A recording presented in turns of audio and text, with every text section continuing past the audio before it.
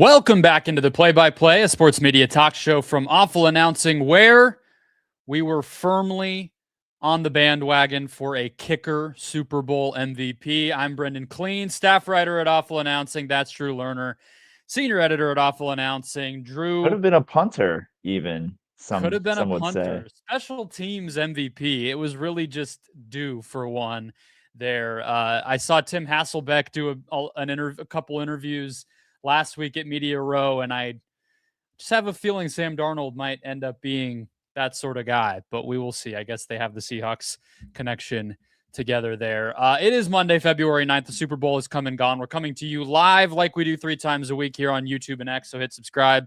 Follow us if you haven't already. Monday, Wednesday, Thursday, Monday, Tuesday, Thursday. We give you 3 shows a week, always Monday. We're always live. We've got a Super Bowl to talk about. So we have 2 main things we want to hit, I think, Drew, about this game from our media side of things. It was a bad game. I'm not sure anyone outside of defensive nerds had a great time watching this thing. I think most Super Bowl parties were wrapped up early fourth quarter.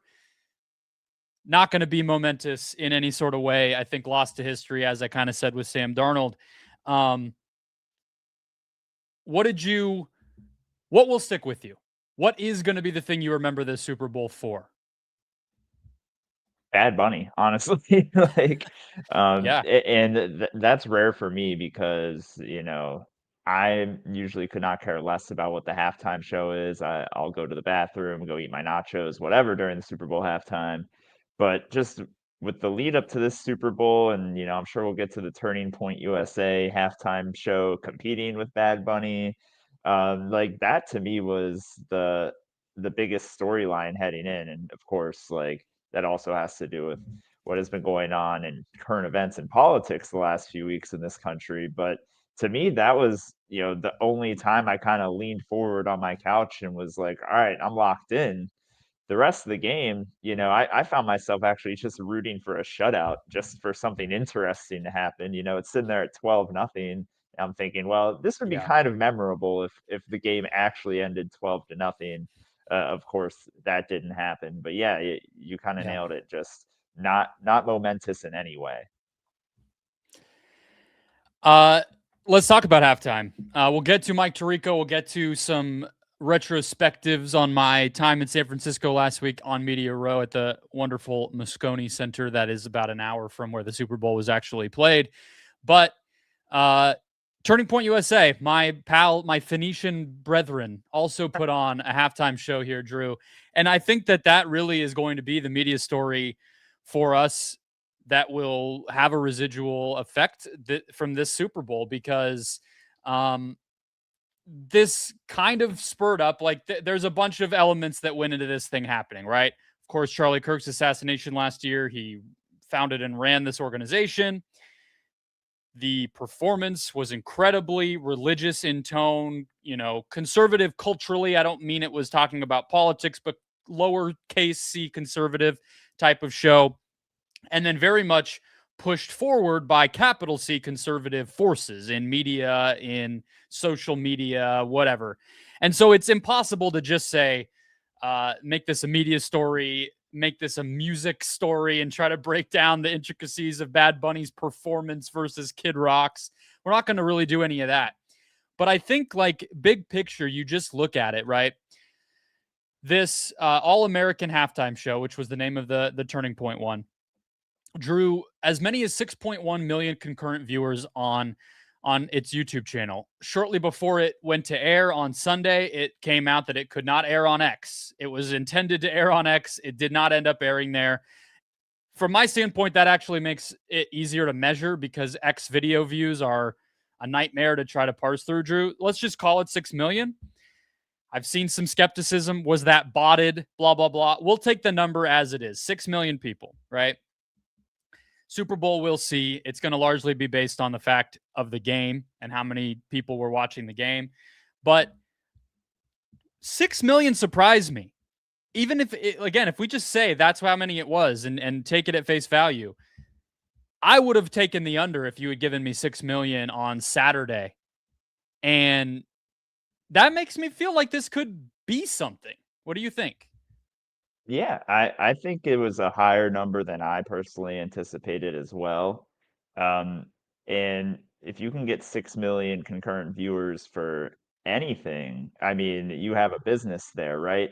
I think what it comes down to really is like the NFL does not care that this is happening, in my opinion, right? Like they're going to pick for their halftime show, whoever they think is going to reach the audience that in that particular year they want to highlight, right? So this year, obviously, with Bad Bunny, NFL wanted to reach, a Latin American audience that might not have as high a propensity of watching the NFL as the core fan, right?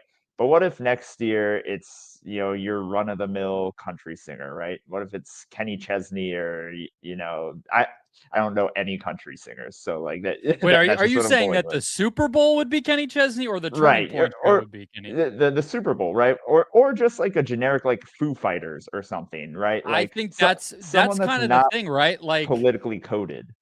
it So only had to be this alternative because Bad Bunny is so unique. So I think we're on the same page for sure here. right, Yeah. right, yes. So if the Super Bowl goes back to someone and it's just an act that doesn't have politics at all intertwined with their public persona, Yeah. does Turning Point USA have a business here? Like, is there a reason to throw another one of these? Because, if you get 6 million viewers, the first thought is like, let's do this again next year. But does it have the same impact if there's not this crusade from conservative media against whoever the halftime performer is? I think that's the question.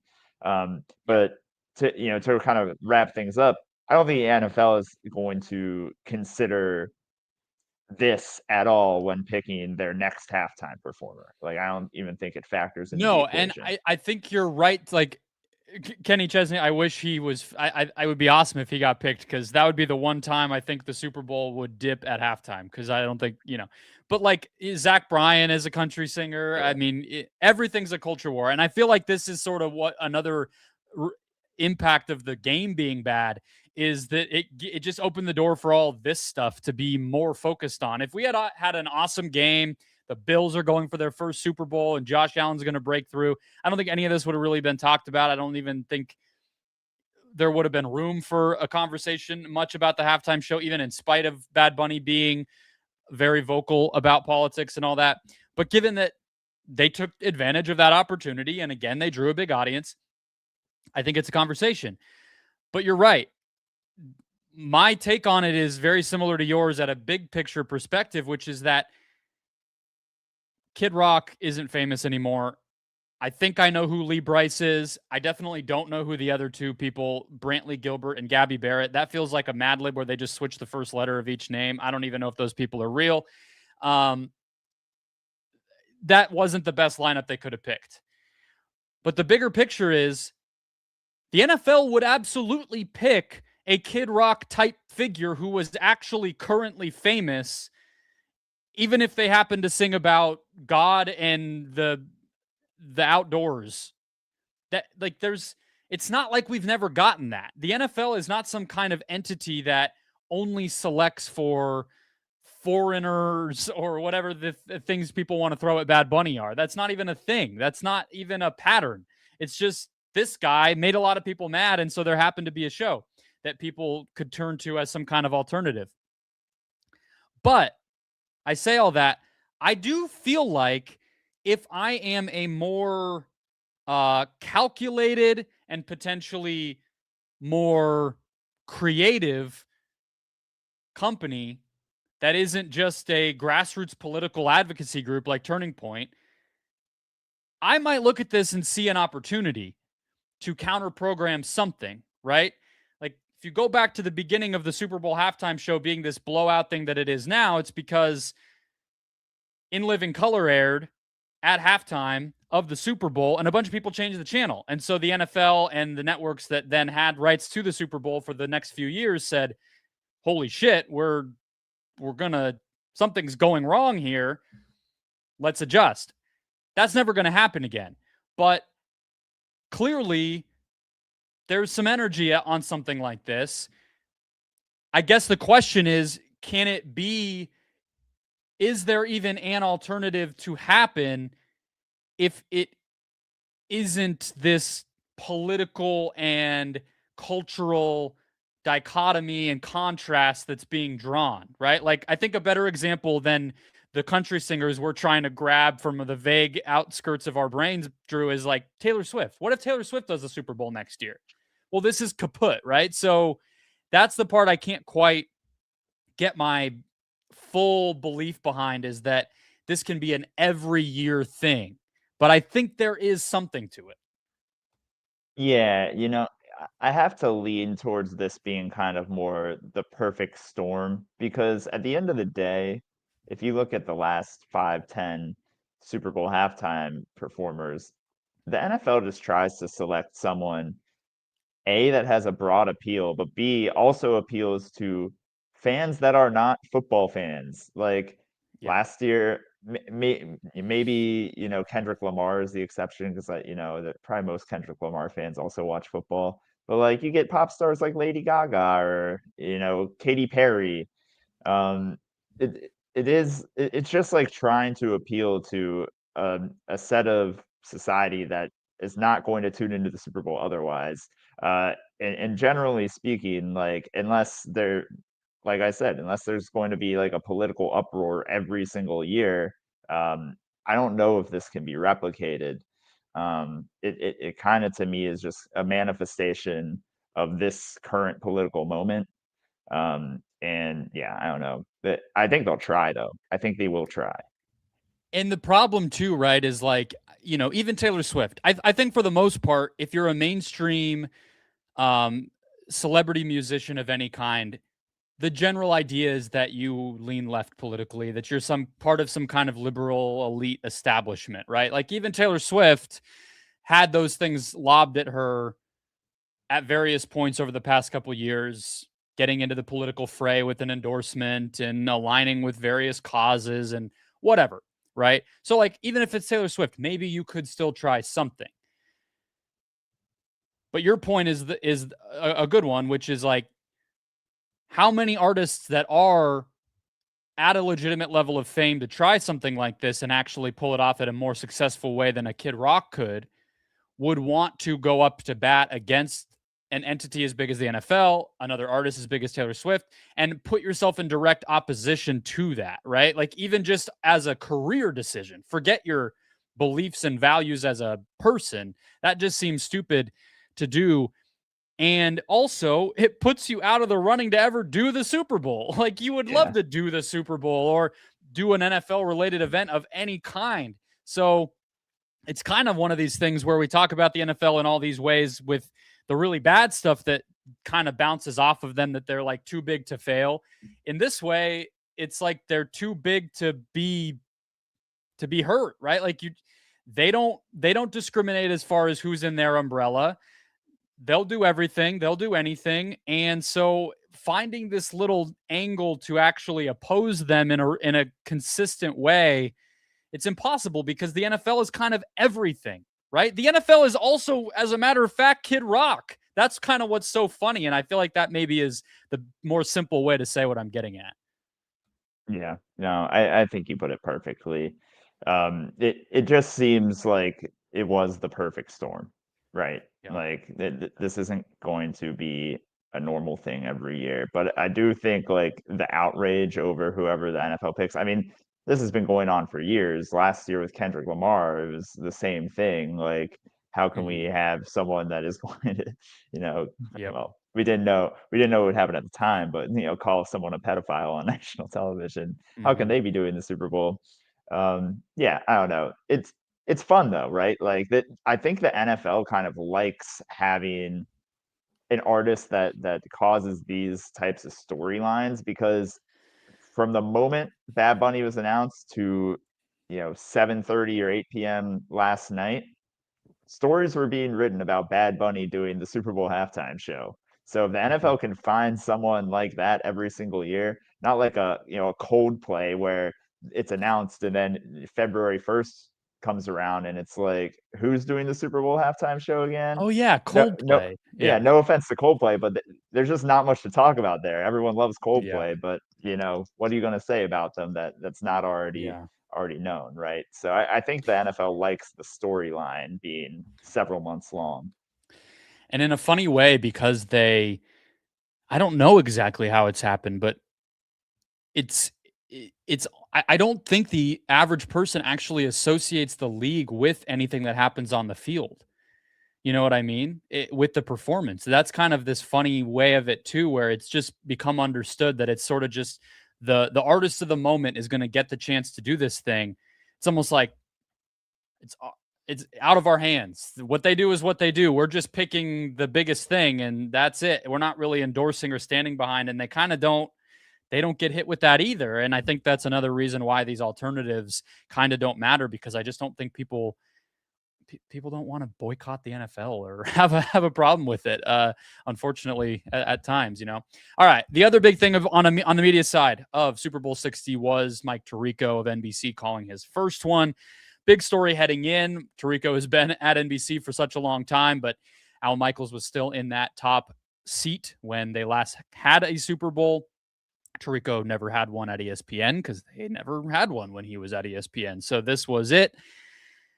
What did you think? We are Tirico fans here on the play-by-play, Drew. I would imagine you liked what you heard. I have a take to throw off of you, but what were your observations, thoughts, takes from Mr. Tirico's first time doing the big game?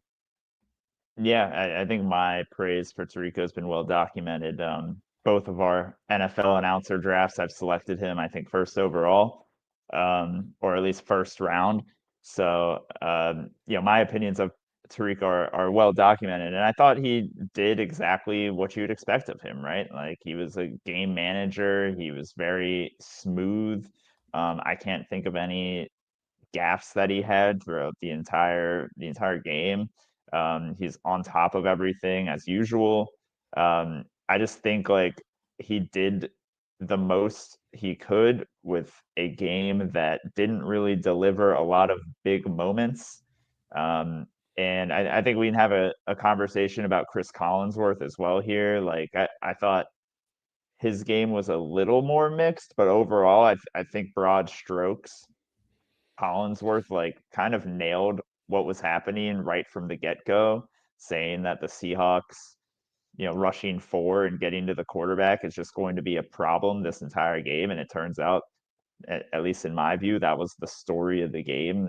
The pressure on Drake May was just too much for the Patriots to overcome. So honestly, like pretty much what you'd expect from a broadcast booth during the Super Bowl. They didn't get too wonky. They didn't get too in the weeds. They explained what was happening in the game quite well. And, I thought they leaned on those broader narratives a bit, as you'd expect for any Super Bowl broadcast. So overall, I would give them like an A minus as a duo. I like it.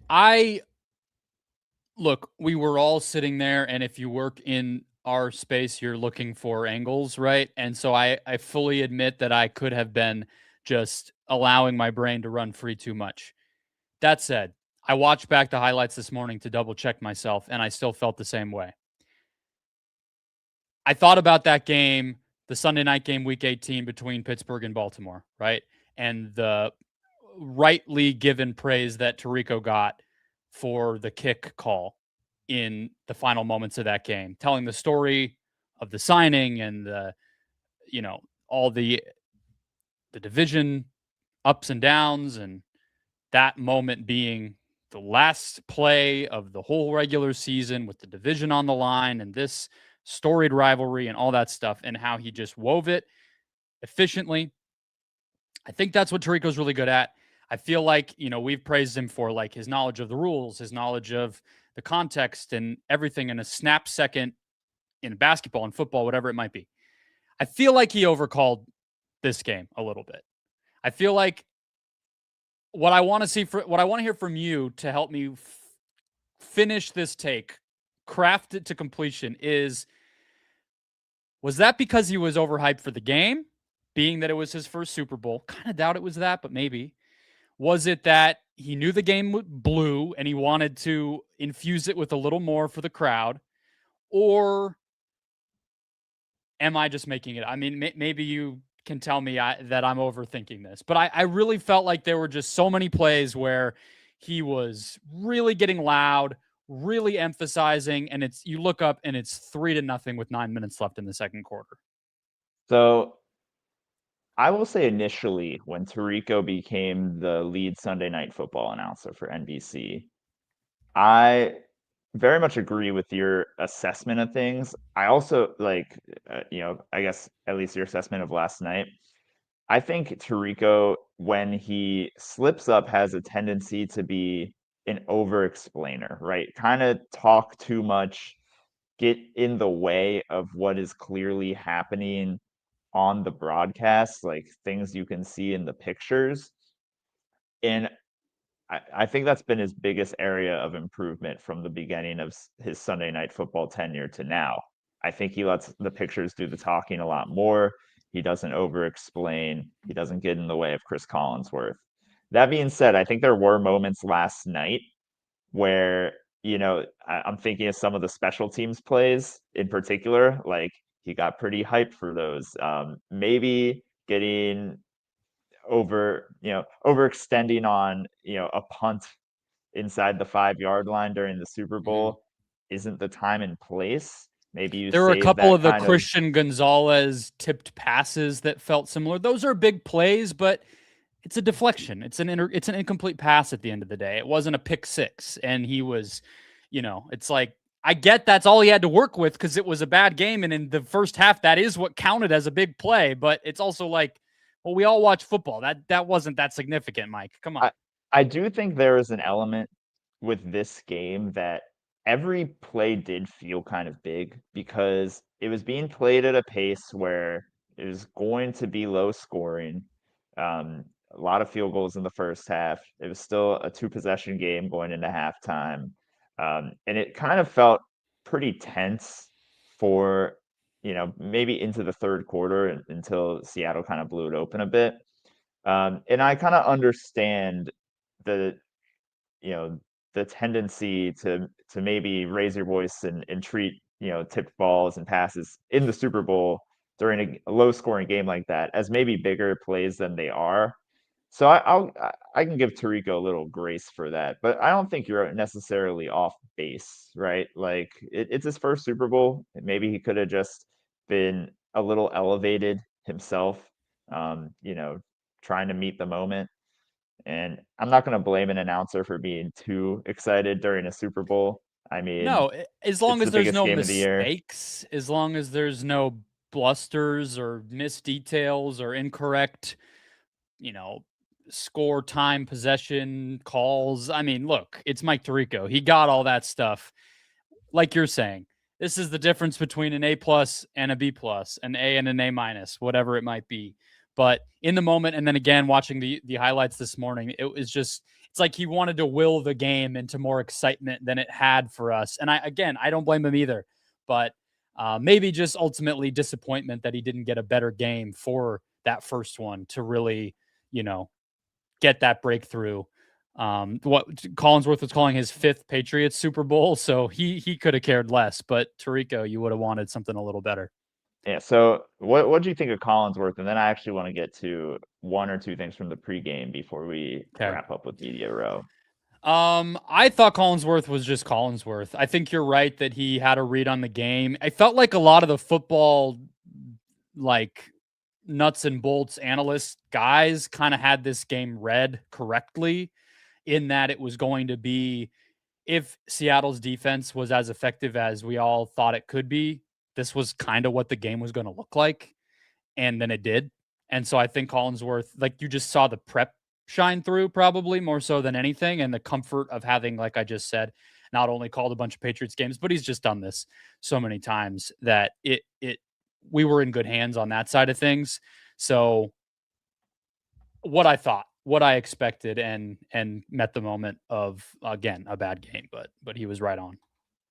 I do want to highlight one more thing from the game broadcast that caught my attention, and that was Kaylee Hartung in the second sideline analyst or sideline reporter role. Thought she was really good. I saw John Lewis of Sports Media Watch bring this up that like she should probably be more involved in the Sunday night football broadcast. I know they brought her on during the playoffs. She obviously does Prime Video's Thursday night football Yeah. games. But all these big time broadcasts, Fox's America's Game of the Week, Monday Night Football, they have two sideline reporters. I don't understand why NBC isn't just bringing Kaylee Hartung along Because every they have to single have week. 13 studio analysts, Drew. So there's only so many spots on the plane. So yeah, you're right. You're right. Maybe we can do away with one or two of those. Um, but yeah, I think next year, honestly, I'd kind of expect them to just elevate her into that Mm, role alongside Melissa Stark. I mean, Kaylee Hartung during the game, she probably had like the best broadcaster moments, reporting on Jackson Smith and Jigba. Like that was mm. really well done. Her questions in the post game were insightful. Uh, yeah, so I think it just makes sense for NBC to add a second sideline reporter like all these other big games do at this Was point. your other pregame observation about how good Kyle Shanahan was? Because that was that No, was mine. see, so I always watch the Waste Management Open before the Super Okay. Bowl. I can't stand the pregame, but the one thing from the Oh, pregame I I just do am want to talking know, about clips. I'm not going to pretend like I watched it from right, start to finish fair. either. But Shanahan, some of the clips that went around, he was on it, especially after you watch the game, and he just nailed so much of what was going to happen. That's interesting. See, I haven't taken a look at that, but what I have seen floating around social media a lot is Tony Dungy and his Mm, inability to explain his Hall of Fame vote. yeah, Um, Quite suspect, one might say, to not yeah. publicly Especially as say, the coach of the rival team, most directly competing right, with Belichick's dynasty for the entirety of the 2000s. You think it's suspicious, Drew? I mean, come right. on, like it's So, ridiculous. The well, sanctity of the Hall of Fame voting room. I'm tired of hearing about it. It's a boardroom or a Zoom call where a bunch of people make a vote that we now already know the outcome of. Own up to okay. it. So we know all of this. Should NBC do something about it? That's what I want to hear from you. Like, should NBC have a talk with Dungy? Should they maybe start limiting his role? I mean, Rodney Harrison was not happy when this happened. No. No, Rodney Harrison got pretty amped up about it. Obviously, played safety for those teams. I don't know. I mean, you're talking to somebody. I obviously have made jokes already a couple times here. Like I would be better pressed to name the people I do want to keep on that Football Night in America show at this point than the ones who I want to get off. I just think it needs a refresh. I think Dungy, he's a really smart guy. He obviously pays attention. He's on Twitter a lot. Like you can tell he wants to be in this space. He's too mellow. And if you're not going to say stuff like this where you're actually directly involved, then what are you going to say? You know, we like that's always the tough part with coaches in general. They're too polite. They don't want to the fraternalness of this group that have won Super Bowls. The successful coaches never want to disrespect one another.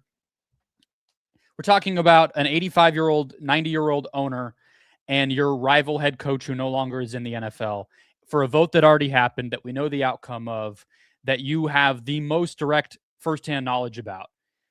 I mean, I don't think NBC, like from a I don't know what you call it, like a labor standpoint, like it's not related to his role for them.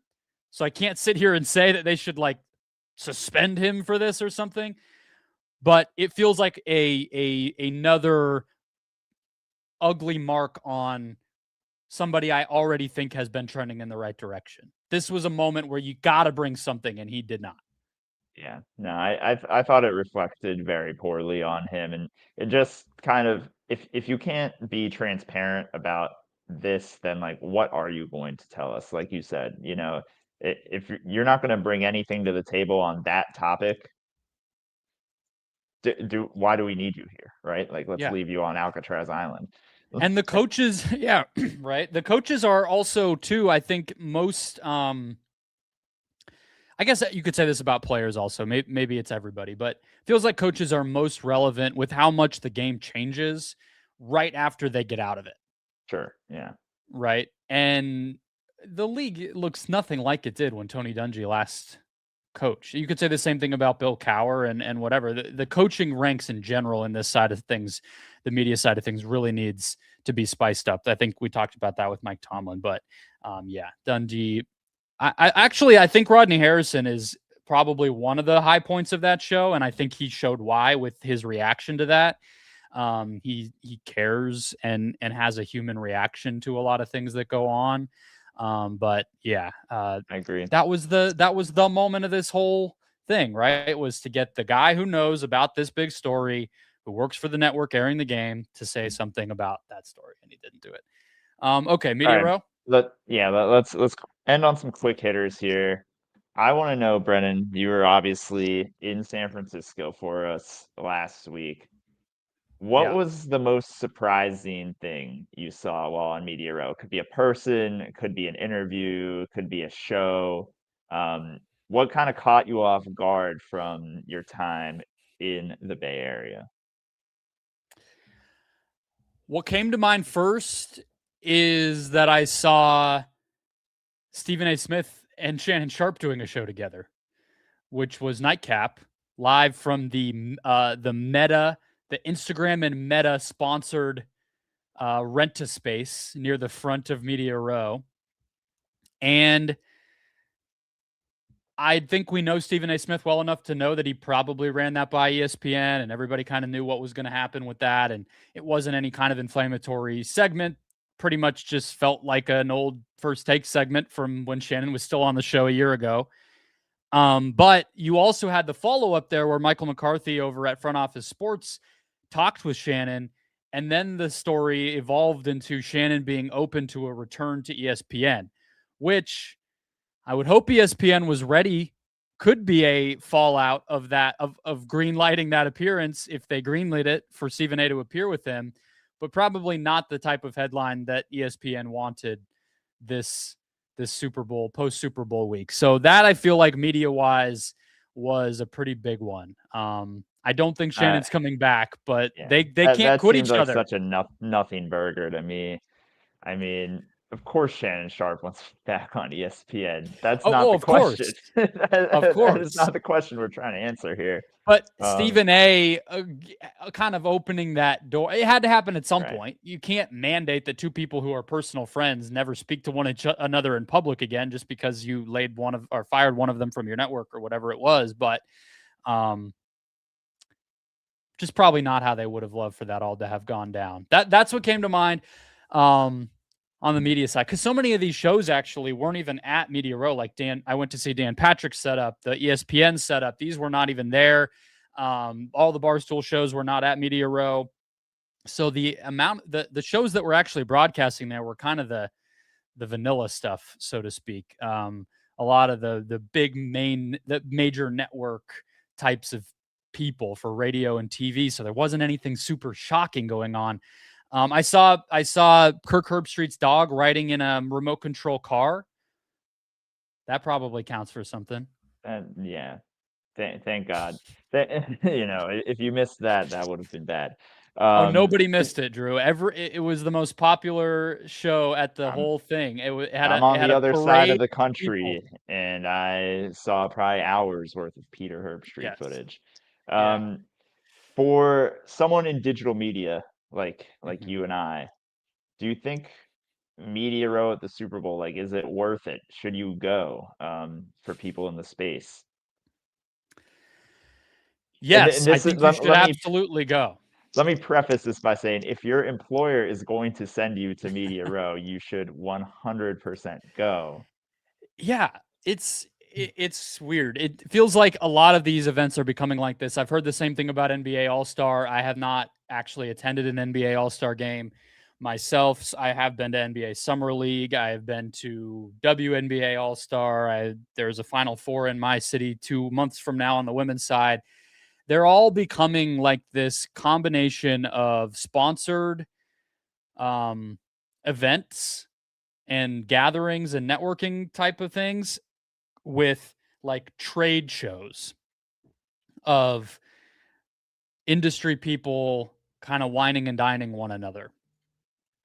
And then like, oh, and by the way, Mad Dog Russo is recording his live radio show right there also. You know what I mean? It's this strange collision of all these things, but it's also the one thing in all of sports at this point where everybody is there together.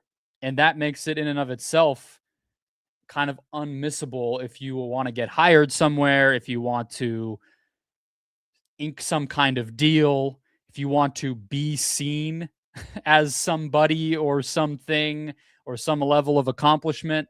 It's kind of where you have to be because there's just not a lot of other stuff these days that companies have budgets to send folks to and all that kind of stuff. So, yes, I mean, the answer is yes. I saw everybody, but what's actually coming out of this? It's like the same interview with Justin Jefferson 703 times, you know? So it's weird. It's a really weird end result. Yeah, I said in our Slack, I think that Justin Jefferson just needs to change his legal name to Justin Jefferson on behalf of EA Sports Yeah. because that's Right. how he was introduced about 100 times throughout the week. But George yeah, Kittle on behalf of Old Spice, right? Like right, this is what right. it is. Yeah, I think it's like a place where you can see Clay Travis and Annie Agar together, like right next to one another. Keegan Michael Key and Cam Scattaboo, and Chris Russo and Chris Long, or I think I saw Kyle Long actually. You know, it's literally the entire gamut, and everybody just kind of has to mind their own business and pretend like there's not screaming level noise all around them and try to put out these shows. And I don't know, like, how much of the content do you consume? Because it feels like it's all so similar that in years where I haven't been there, I just kind of drown it out because it's everybody talking about the same thing at the same place with the same guests.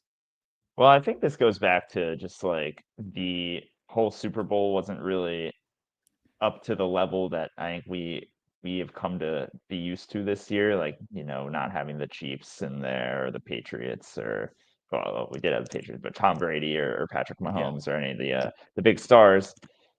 I don't know. Like I tune out every single player interview. That's for sure. Like I do not Yep. listen to any of those. I try to catch, the media people that might not do interviews outside of their normal gigs, like I want to say I saw something with or like Boomer does his normal meet up with the Pardon My Take guys. I see some clips from Mm. that. I just try to catch the less available individuals in our industry. But no, miss me with all the sponsored segments and the Kirk Herbstreit's dog. I get enough of that just in my normal course of life. Fair enough. You're hanging out with the dog. You guys have a play date scheduled soon in your normal course of life.